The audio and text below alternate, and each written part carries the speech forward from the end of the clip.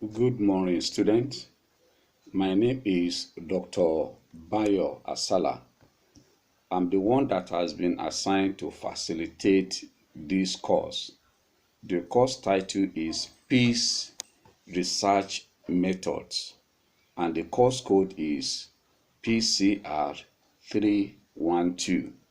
This course is going to take us for the period of 8 weeks according to the university calendar, and it is mandated according to our plan or programs here or program plans to finish the course within 8 weeks. So we are going to start in earnest. As we have seen it, the course is Peace Research Method. How students in this Department of Peace Studies and Conflict Resolution, will be able to carry out research based on the topic that is being approved by their supervisors. And it is expected that students should carry out research within a frame of time. We don't have all the time to keep on researching. So in this very course, you are going to be taught the methodologies of carrying out a research method concerning the approved topic by your supervisors. You are going to get the university course material. If you are not having the hard copy with you, the soft copy is online, and I will advise every one of you to go to National Open University website. By the time you click in or you type in the course code, that's a PCR312, automatically the module will show up, and then you can download it. And after that you have downloaded it, it is not good for you just to put it in the save and save it. No, you have to read ahead. A good student always read ahead of what he or she is going to come across in the classroom. There are other course materials as well which are going to be provided as we proceed on research methodology. But in summary, all that you required in this very course are contained in the module that you are going to download from internet. The module is being prepared by the university, and it cut across from the beginning to the end of the course. The course material has been divided into 5 modules. Each module has a unit. Like module 1 has 5 units. Module 2 also has 5 units, and the same thing with module 3 and likewise module 5. It's just only module 4 that has 4 units. So each of the units, the contents of each of the units is going to be taken in this course. Because of time frame, we don't have all what it takes to dwell so much on it. But I'm going to give you the full summary and the conclusion of the whole course, so that you can be abreast of what you are going to do. Because I've discovered from my wealth of experience as a teacher that most students doesn't know what to do if they are to carry out research. That is what prompts most of them to go to internet or to go to libraries in other universities to get a finished course material, a finished project. You just copy everything, or you run zeros everything, and you take it back to your lecturer or to your supervisor. This is not allowed, because presently the university procure a software to check plagiarism. Plagiarism is a very serious offense in academics. As a scholar, it is not allowed for you to copy anybody's work without acknowledging it. And we discovered that over years, this is what the students have been doing. They will just go to libraries or go to some business centers, copy finished materials or finished projects, and take it down to their supervisors. This one is not that. So in this course, we are going to take the systematic steps on how we are going to take this, or you are going to write your projects. First of all, how you are going to get your topic. And there's one important thing again that I would like to emphasize here. The essence of embarking on a project or writing a project is to identify a problem, and find ways in which these problems can be rectified or can be solved. And these are the methods you are going to learn in this course. How the problems can be identified, that is one. And number two, how you are going to resolve the problem. That is the main that is the main point of it. And we are going to take the systematic steps of how you are going to use to solve these problems or to carry out your research.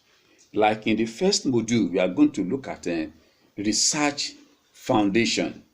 We are going to look at an introduction to research, science and research, basic foundation of science of social research, process or methods of social research. And in Unit 5, that under the Module 1, we are going to teach you research proposal, how you are going to write your research proposal and research project report. Because when you have gone to the field, either you use a questionnaire to get your data, you are make the analysis, and how you are going to write the report. These are the things. And likewise in Unit 2, we are going to look at data and data collection from instrument, depend on the instrument that you are going to use for this. In this Unit 2, we are going to look at meaning and components of data.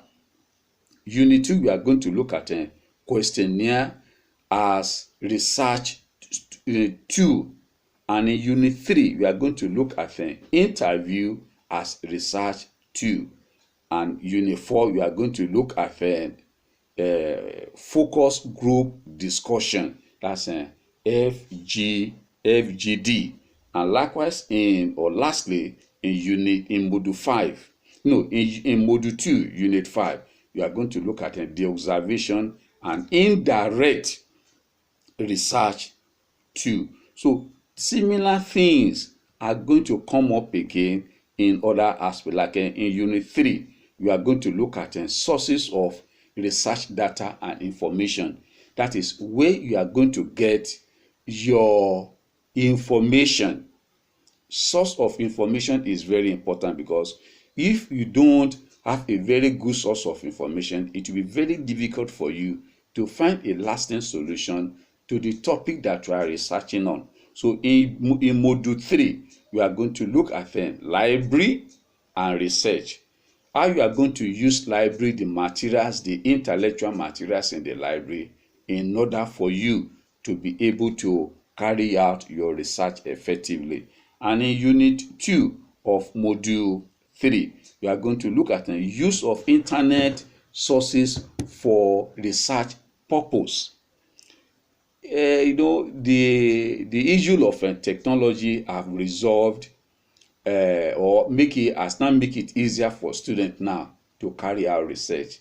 In some time in the past, you may even spend months, 6 months or 1 year, if you are doing your PhD, to use it to visit libraries in order for you to be able to gather your materials, the material that you are going to use for writing your project. But these days, at the comfort of your room, you just browse, you Google, and all the materials that you need for your project, you can get up to 80% or 90% on them on internet.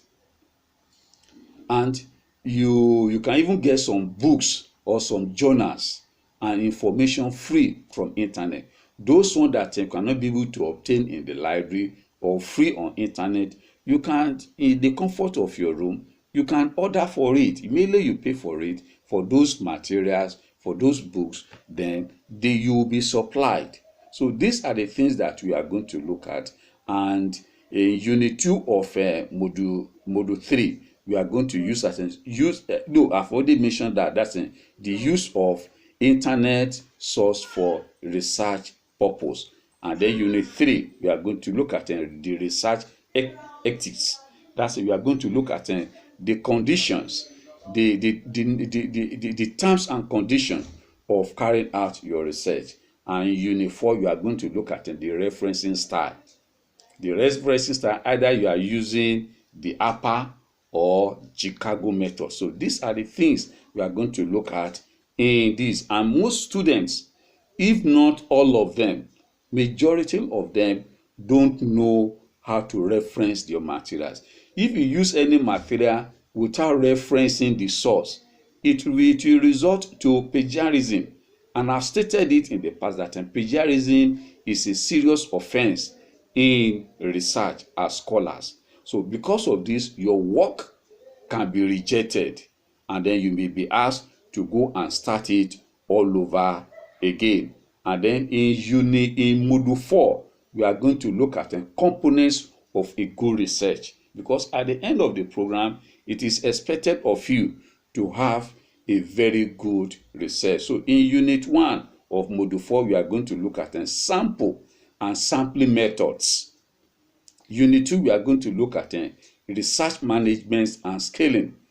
And unit 3, we are going to look at the validity and the reliability of your research. And unit 4 of this module 4, which is the last one, we are going to look at the importance of the use of statistics in research.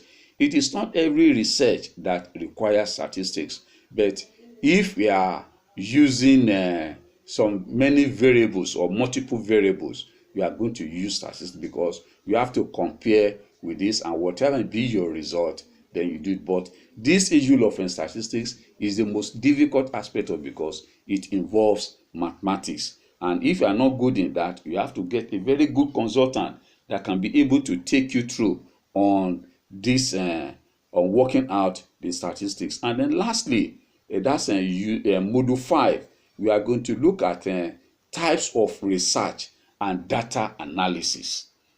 Types of research and data analysis. In unit 1, we are going to look at the qualitative research. Unit 2, we are going to look at the quantitative research. In unit 3, we are going to look at qualitative research data collection and analysis. And unit 4, we are going to look at the quantitative data analysis. While the last one there, we are going to look at the conflict analysis. So these are the things that is expected for you as a student offering this course to know.